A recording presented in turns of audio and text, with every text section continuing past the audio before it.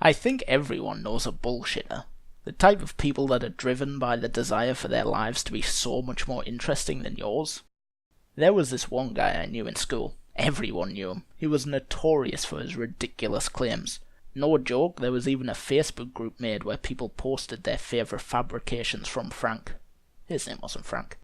Most Mondays at school were enlightened by whatever totally truthful, hilarious hijinks had definitely happened that weekend. A lot of them revolved around heavy drinking, an important show of manliness in our 15-year-old brains, and still in some 35-year-old brains.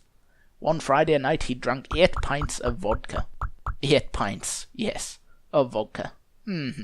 I wonder if that got him even a little bit drunk though, because a few weeks earlier he'd had a full 24-pack of beer to himself and didn't feel it at all, apparently. Big bollocks on this kid. I mean, he must have massive bollocks to do some of the other things he claimed. He once kicked a cat clean over a 2-story house. Hard as nails to smash a small, fluffy kitty so hard it flew into the air. And then over a house. A big house.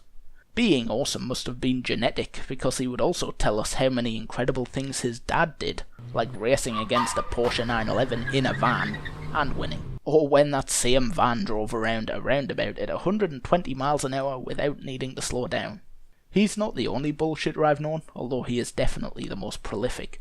Even people that tell little lies just to make situations sound funnier or more serious piss me off. My sister does this quite often whenever I just happen to be in the same room as her when she's on the phone. She will be having her conversation and I will be trying not to listen like a normal person, and then something will be said, something strange I guess. I don't know, I wasn't listening. And my sister will say the same thing every time. Ooh, you should have seen the look on my brother's face when I said that.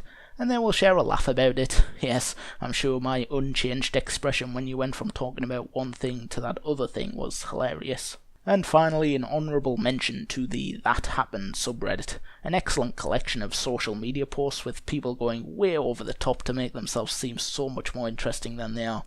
I don't visit this page nearly as much as I should, but when I do I find myself shaking my head within seconds. No, your 4-year-old daughter didn't say that, no, you didn't embarrass that rude customer, and no, nobody clapped.